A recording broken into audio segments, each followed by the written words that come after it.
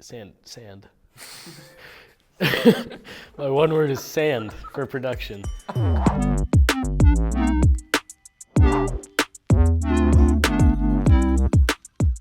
name is Jairo, and I wrote, directed, and played the role of Zach. My name is Meggie Cross, and I was the producer for DR.GREEN. My name is Alex. I was Dr. Green in Dr. Green. My name is Cale Freeland, and I was the DP, cameraman, and the editor for Dr. Green. I'm Lars Madson. I was Eddie in Dr. Green. Generally, me and Jairo were kind of on the exact same page when it came to the concept. He first came to me, and I was like, we're definitely doing that, like 100%. And then when it came to what we wanted it to look like, we were immediately on the same exact page. We wanted that euphoria kind of feel. We wanted that movement. We wanted it to be way more fluid than the blind date where everything was stationary. Yeah, the original concept for Dr. Green was supposed to be a dramedy on how the 5 stages of grief coincide with the 5 stages of being high. So I am Dr. Green. I inspired the character in a lot of ways just because of how I am. And yeah, that's pretty much all I did, was I was just there. My role, I was a producer, so I worked with the budget, scheduling, getting cast and crew, things like that. You know, when Jairo was working on the script, I would throw in my 2 cents every once in a while. I don't think he used any of it, but I definitely threw some ideas in there. I did not expect us to do it with the budget we had. We did not have a big budget, and we somehow got it done, and incredibly, might I add. In like a good way to like put so much time into it. Like I knew it was gonna be a big thing, but I didn't think it was gonna be like a big thing. And I think that deep down I was kind of like hoping it was gonna be what it was. And so I was really pleasantly surprised that it's like, oh, okay, we're gonna do this and we're gonna do this. And there's like a couple of things that are like really big surprises that I was like, oh, that's so cool that we got to do this. Yeah, I would have to agree with Alex. I did not expect it to be as big of a project as it was. When me and Cale were writing the shot list, we wanted to be ambitious, and we wanted to test ourselves as filmmakers. I knew we had a small crew, but I guess I just didn't recognize how helpful it is to have so many people on set. You're moving so much stuff constantly. Every time you finish a shot, it's like, there's only so many people that can help move everything, and so many people that know what I'm thinking when it comes to like lighting and setup. Yeah, the time is something I definitely didn't expect. I didn't think it would take that long, but I also didn't think it would be as fun as it was, because when we were first starting, Jairo told me that he was kind of a hard-ass director and that he would be on me the whole time, but he actually did a great job, and it was real fun. The whole crew was just good people to be around, especially the sand dunes. I thought that was going to be hell, which it was. It was the fun kind. Yes. My favorite scene, hands down, the sardine scene, just because I knew Lars was going to dread that, and like, Lars had a hard time, but I was eating them because I love sardines. And then when Miles started eating them, and it was like, these aren't bad, that was a lot of fun. I loved the sand dunes, but I think the funniest scene was the sardines.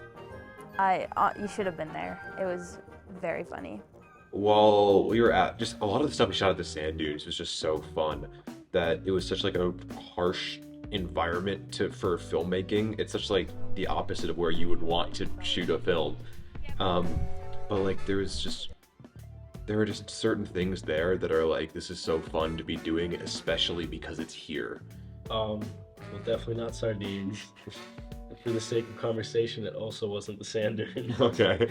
Probably when the 3 of us are cuddling on the couch. Just, we all kind of just got to lay down. It's like 50 takes of us just spooning. And I think I challenged myself as an actor in that. Just like, not looking over and just kissing him. Either one. I could see you struggling. Yeah, I was a little tense. You can see that in the film when you watch it. Yeah. I'd have to say that the breaking the 180 rule was one of my favorite things to do, one of my favorite things to come up with. because visually it looks stunning. But honestly, I really love playing with RGB colors. So the scene of where they're staring at each other and the lights are flickering was really fucking cool, actually. So probably that one. I would say, hey, here's 15 bucks. If you have some spare time, go watch it 20 times for the views.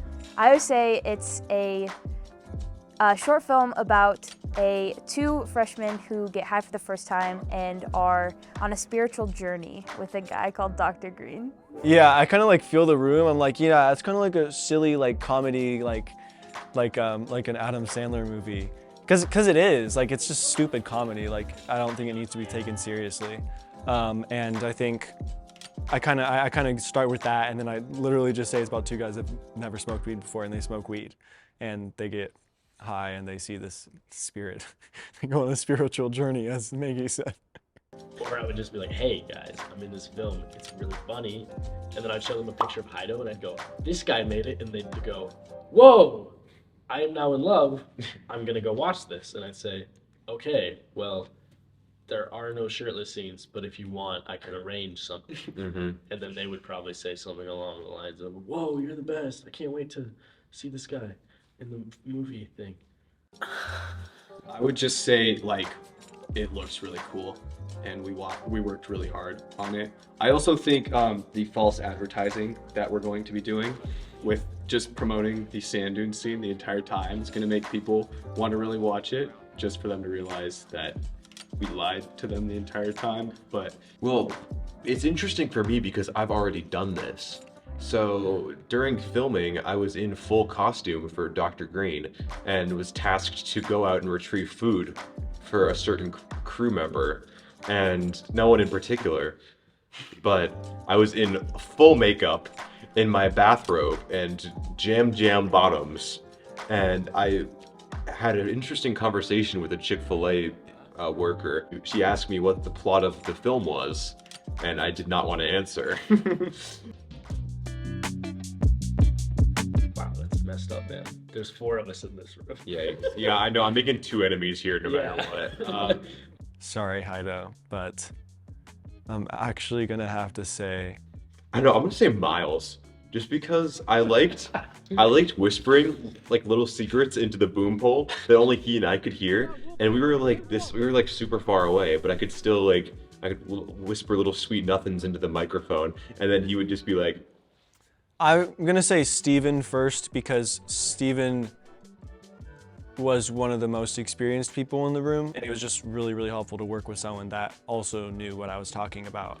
I would have to say it's between Meggie and Cale, just because I've worked with them. I worked with them both a lot on the last project, The Blind Date, and this project was like a lot more difficult and time consuming. And these guys, of course, these guys. There's definitely no one on set that I didn't like, which was nice. Yeah, exactly. I think that was that was probably the best part about this entire thing, is we all got along so well. Like Steven, for example, we brought him on last minute. Nobody really knew him. Day one, everybody loves Steven now. Steven's the best. And then I'd say second, Alex, because Alex just brought a lot of humor when we were setting up and when we were taking down and in between breaks. I gotta pick between one of the actors, and Jairo was doing a lot of behind the camera work, so I got to spend more time with Alex, and we recreated Star Wars scenes at the dunes, which was a blast. that was so fun. And but honestly, it's stuck between these two. Carson, actually, I take it all back. Carson, I picked Carson.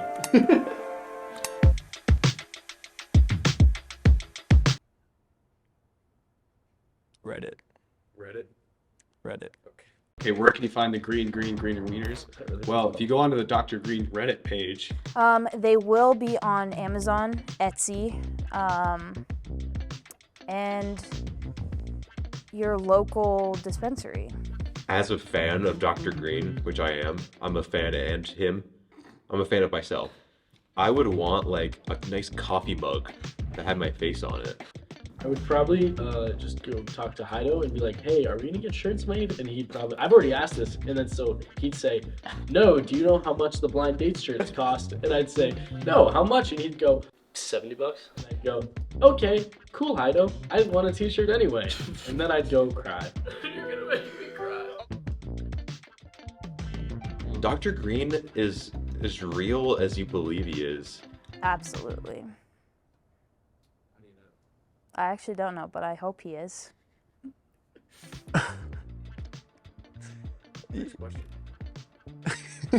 Well, yes, he is. Let's move on to the next question. Yeah, Dr.GREEN hangs with everybody who does a weed or even eats an edible per meal. That's a reference. I eat like an edible per meal. You'll get that when you watch it, you specifically interviewer.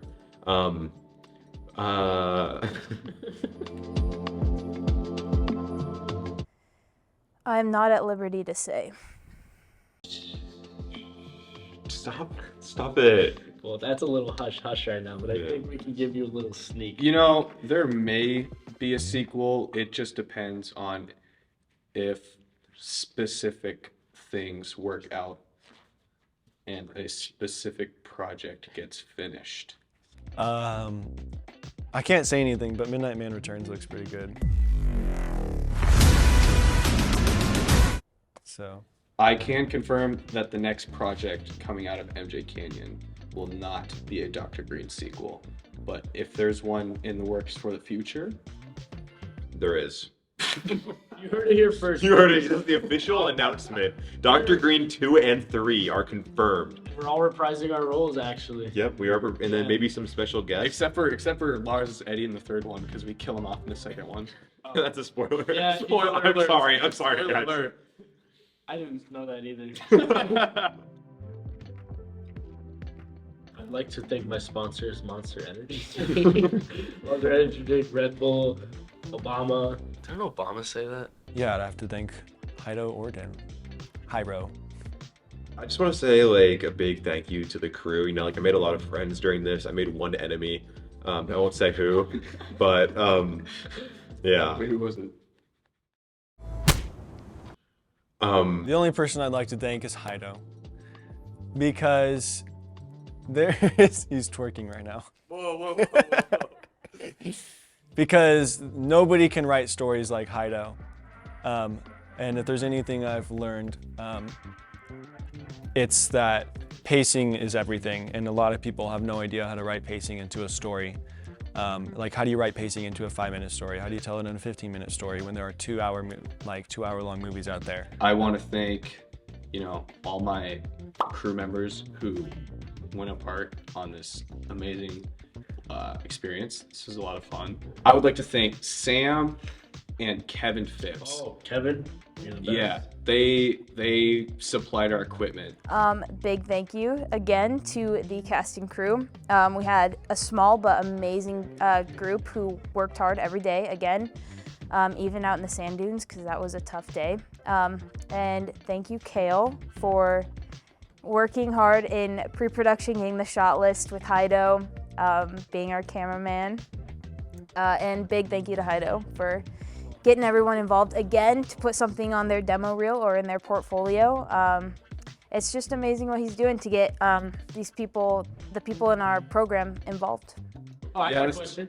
Who what was the inspiration for Jenna?